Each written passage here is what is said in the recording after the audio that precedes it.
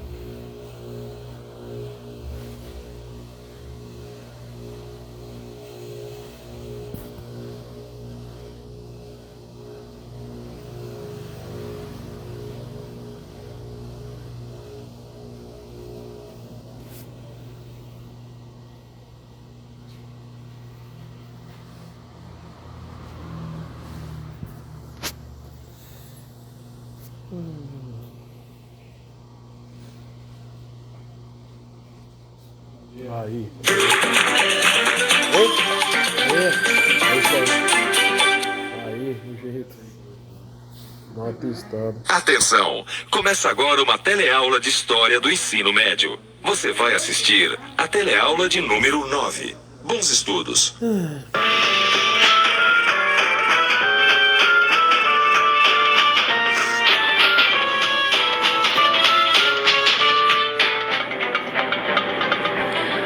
Você fala latim?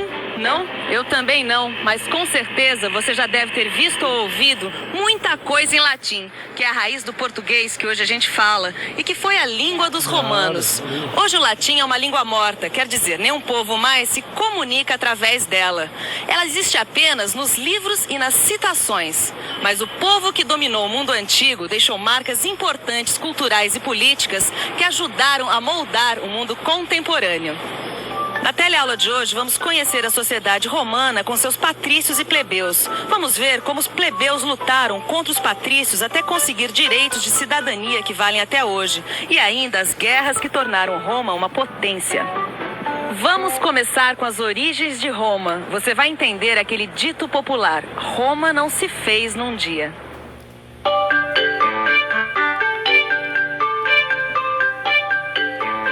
Roma, Itália. Salve Carla e Fabrizio. O nono de vocês está de volta à terra dele. Essa loba foi a que amamentou Rômulo e Remo, os dois fundadores da minha cidade. Vocês podem estranhar, mas Roma é tão antiga que a história da sua fundação virou uma lenda.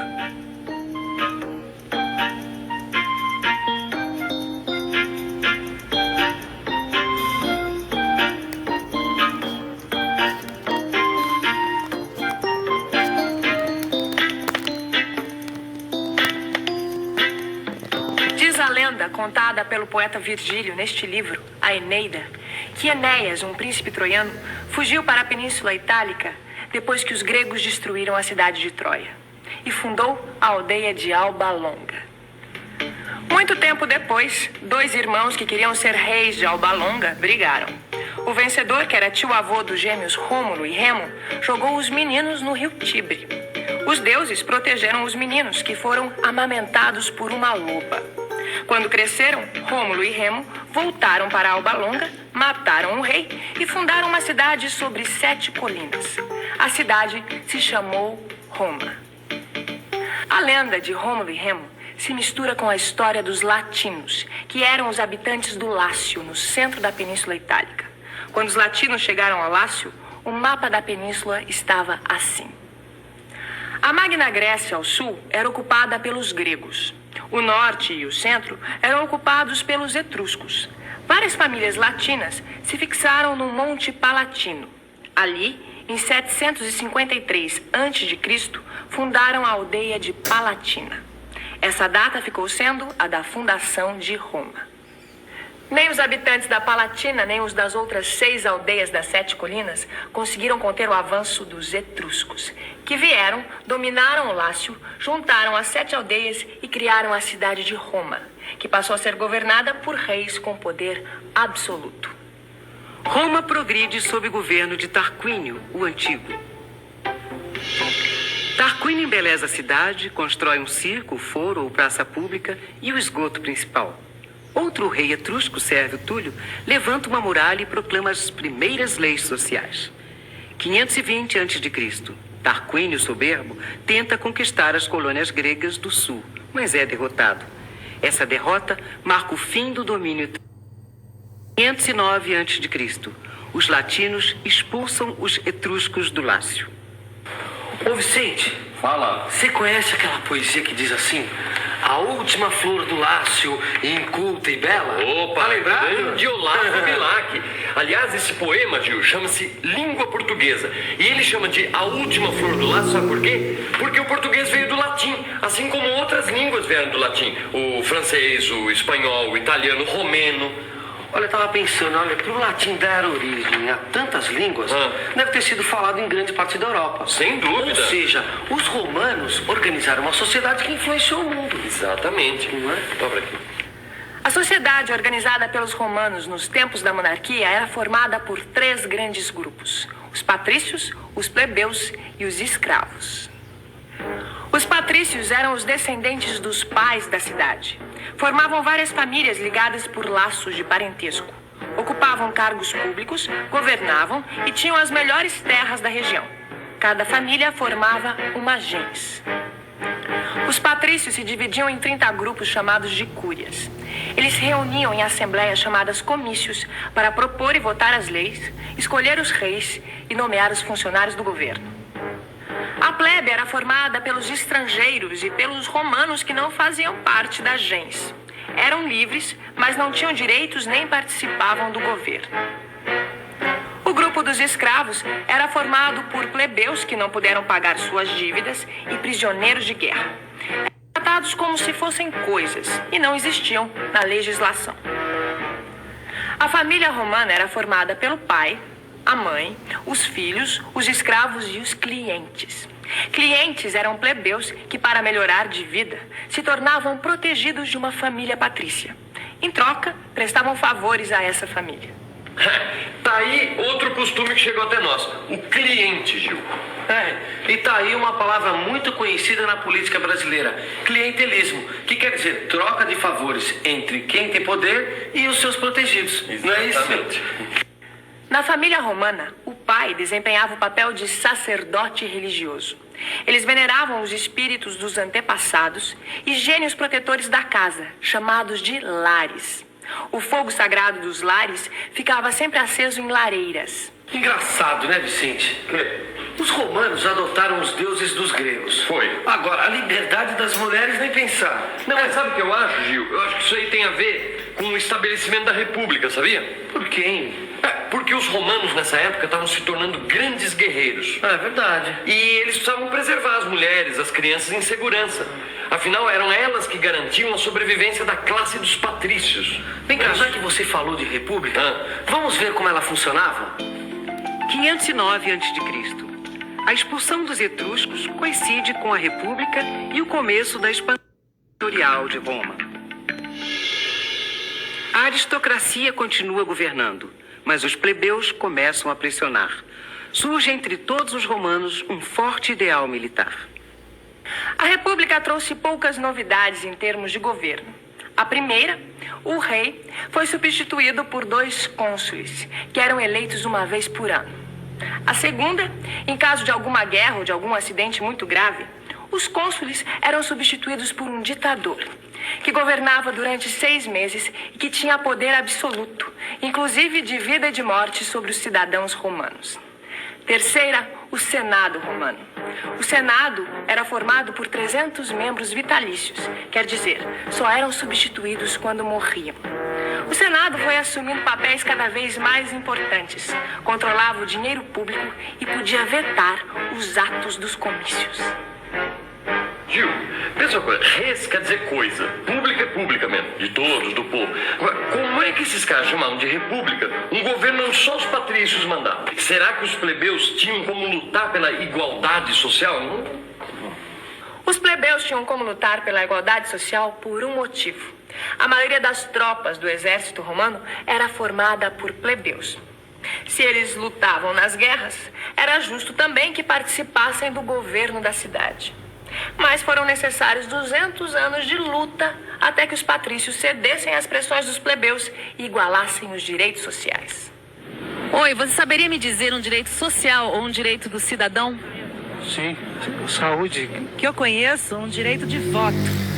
Poder se candidatar a cargos públicos e poder escolher os representantes ou magistrados para os cargos públicos foi um dos primeiros direitos conquistados pelos plebeus romanos. E esses representantes que defendiam os plebeus eram chamados de tribunos da plebe. Outros representantes dos plebeus no governo eram os edis. Você sabe o que quer dizer edil hoje? Edil é um vereador. Não pense você que os patrícios aceitaram passivamente essas mudanças. Para equilibrar as conquistas dos plebeus, eles criaram os censores. Censores eram patrícios que faziam listas de todos os candidatos a cargos públicos e julgavam se eles eram dignos de serem eleitos. Assim, caso aparecesse um candidato muito defensor dos direitos dos plebeus, era só censurar. Em 454 a.C., foi escrita e publicada a Lei das 12 Tábuas. 12 pranchas de bronze como essa foram um ponto de partida para o que se ensina hoje nas faculdades de direito como direito romano. Conhecendo as leis, os plebeus puderam participar dos comícios e, como eram maioria, aprovaram várias leis. 376 a.C. As leis licínias obrigam um dos 2 cônsules a ser plebeu. 345 a.C. As leis canuleias permitem que plebeus se casem com patrícios. Agora, todo cidadão romano pode se candidatar e exercer qualquer cargo público. Olha, Vicente, agora que a casa está arrumada, eu tenho certeza que os romanos vão partir para novas conquistas de território. Você não concorda, não? Sem dúvida. Ainda mais que a gente já viu que o exército romano não era de brincadeira, não, hein? 265 a.C. Depois de dominar a Magna Grécia, Roma é dona absoluta da Península Itálica. Suas aspirações agora incluem terras da além-mar. Roma se tornou uma das cidades mais poderosas do Mediterrâneo. E era inevitável, portanto, que os seus interesses entrassem em choque com os de um vizinho muito poderoso, Cartago. Esse choque deu início a um período chamado de Guerras Púnicas, que duraram 120 anos. No norte da África, a cidade de Cartago era o centro de um próspero império comercial de origem fenícia, ou em latim, púnica. Na Primeira Guerra Púnica, que foi de 264 a 240 a.C., Roma conseguiu tomar a ilha da Sicília. Na Segunda Guerra Púnica, que foi de 220 a 202 a.C., Roma lutou contra o grande general cartaginês Aníbal. Mas nem Aníbal foi capaz de impedir os romanos de reafirmar seu poder sobre a península. Na Terceira e última Guerra Púnica, que foi de 150 a 146 a.C., Cartago foi totalmente arrasada e seus habitantes degolados. O Senado romano ordenou que se passasse um arado sobre as ruínas da cidade, salgou a terra e declarou o território amaldiçoado. A partir desse momento, o norte da África se transformou em mais uma província romana. Agora que já mandava em todo o Mediterrâneo, Roma começou a conquista do Oriente e tomou territórios da Grécia e da Síria. Mas isso já é assunto para a próxima teleaula.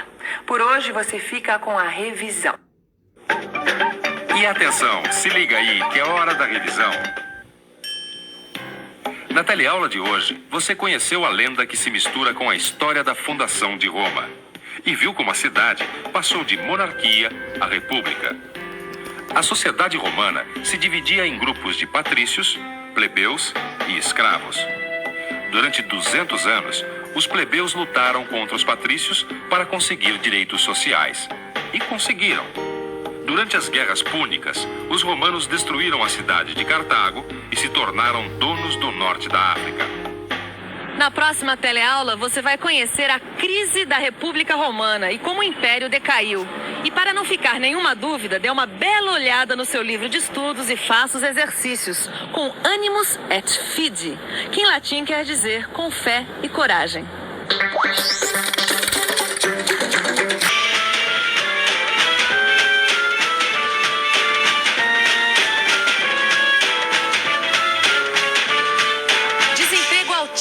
Milhares de lavradores sem terra, enorme desigualdade social e má distribuição de renda. Você sabe de onde é essa história? Essa história é do final da República em Roma e um dos temas dessa teleaula.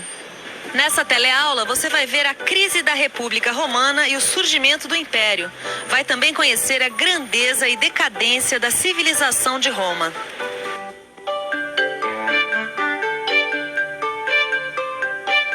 Você já viu o quanto devemos ao direito romano e ao seu sistema de leis. Mas no final da República em Roma, no século II a.C., as leis não protegiam os cidadãos igualmente. A aristocracia aproveitava as conquistas militares, mas o povo se via em situação cada vez pior.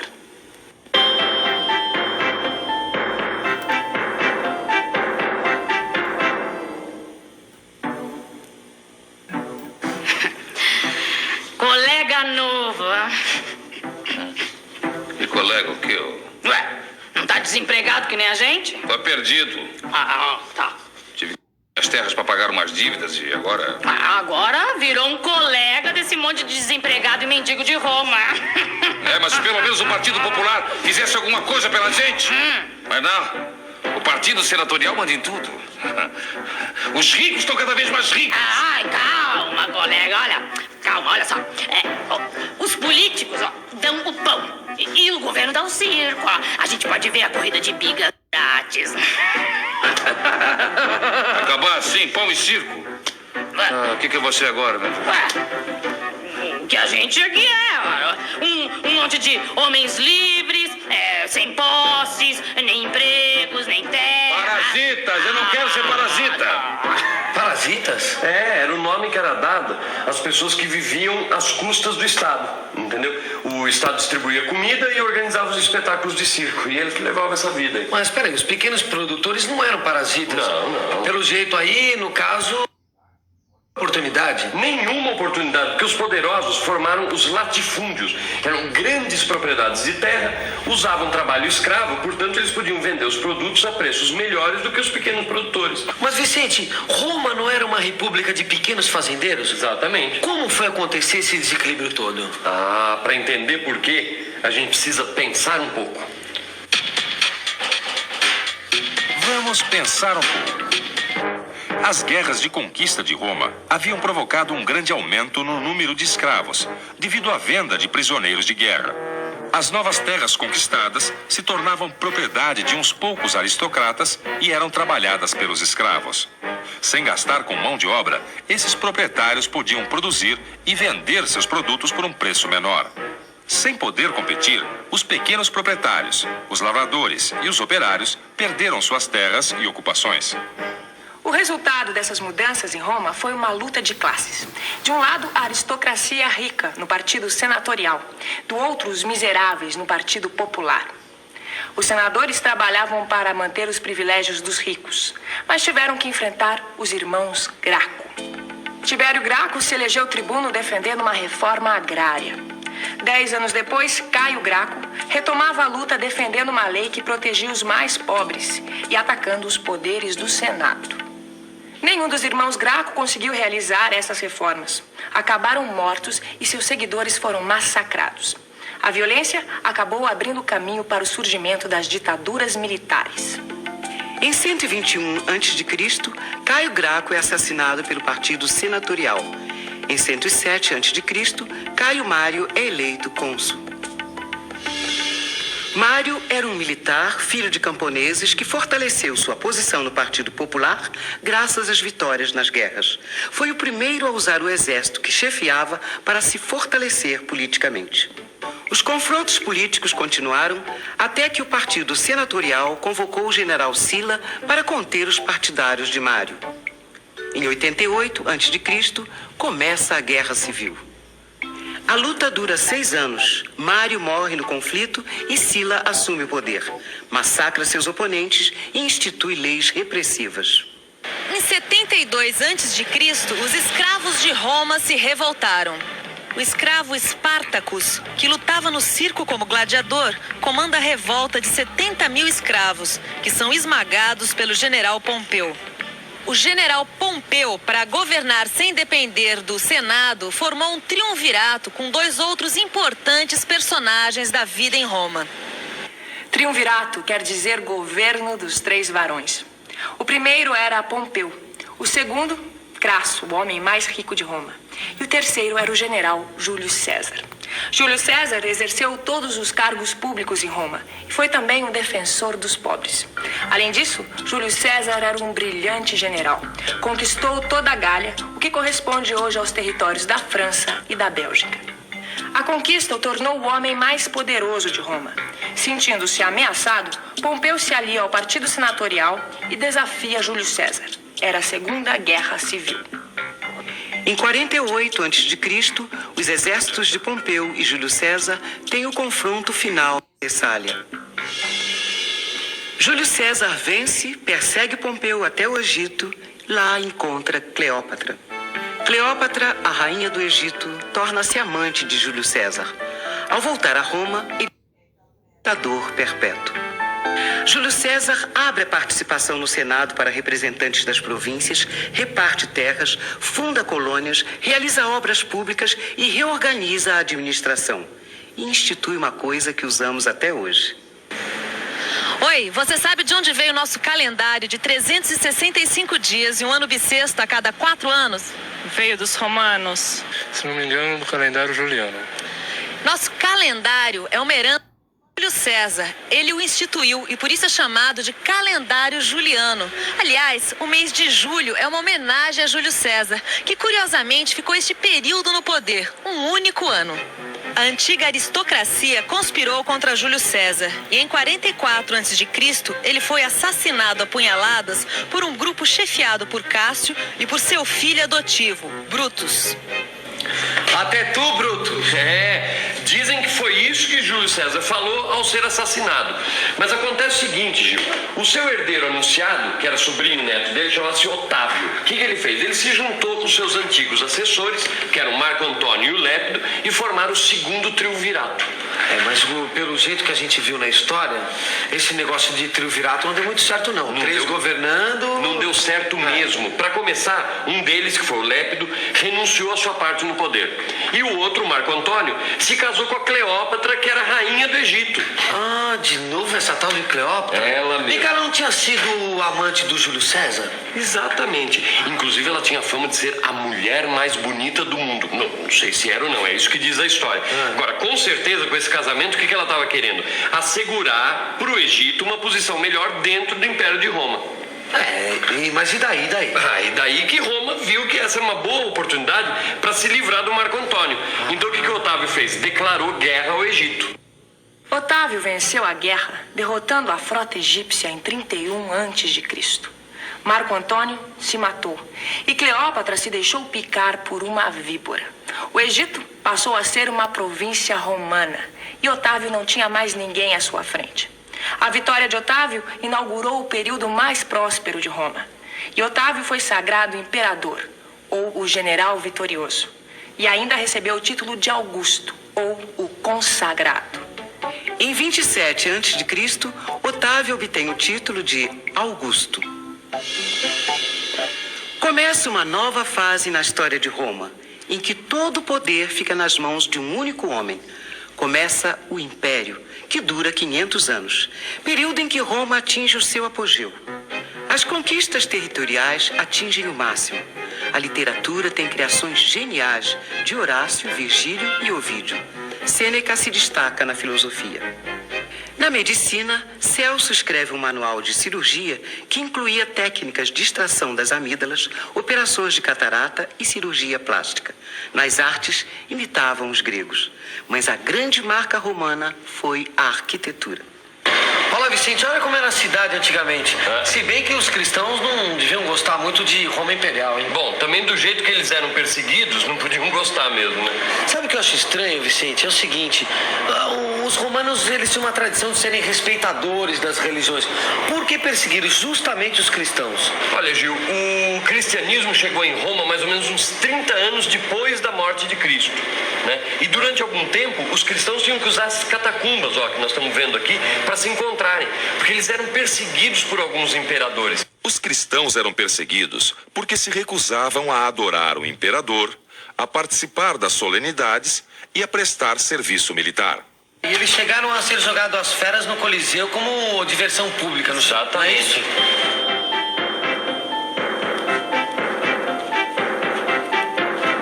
Cuidado. Se alguém ver gente entrando nas catacumbas... Nós estaremos perdidos. Tudo que acontece de ruim em Roma culpam a gente. Até de incendiar a cidade nós já fomos acusados. O pior é que a nossa reunião hoje será menor. Sabe que ontem pegaram vários dos nossos. Ok, e agora? Agora provavelmente serão jogados às feras no próximo espetáculo do Coliseu. Já posso até ver aquela multidão de mais de 50 mil pessoas achando divertido ver os cristãos jogados aos leões. O Coliseu era uma arena construída no centro de Roma pelo imperador Vespasiano em 69. Lá aconteciam espetáculos sangrentos, entre eles a luta de gladiadores. Gladiadores eram escravos que tinham que lutar até a morte. Mas, para outros habitantes do Império Romano, a vida podia ser bem mais amena. Uma cidade dessa época foi preservada quase que inteiramente. Querido amigo, eu estou em Pompeia. É como se eu tivesse entrado no túnel do tempo. Tempo que parou no ano 79, quando a erupção do vulcão Vesúvio preservou a vida como ela era, numa cidade próspera do Império Romano. O mercado, os cartazes dos candidatos às eleições, os mosaicos das casas dos ricos, as ruas calçadas, as termas. Que cenário! O Império Romano também teve outras características. O escritor romano Petrônio retratou o desregramento da sociedade no Império com a obra Satiricon. Prostituição, clientelismo, ostentação e luxo em demasia dos ricos marcaram a vida social em Roma. Em 235, a anarquia militar marca o início da decadência do Império, que acontece depois de 200 anos de paz, a chamada Pax Romana. Pouco tempo depois do imperador Diocleciano ter implantado um regime absolutista nos moldes orientais.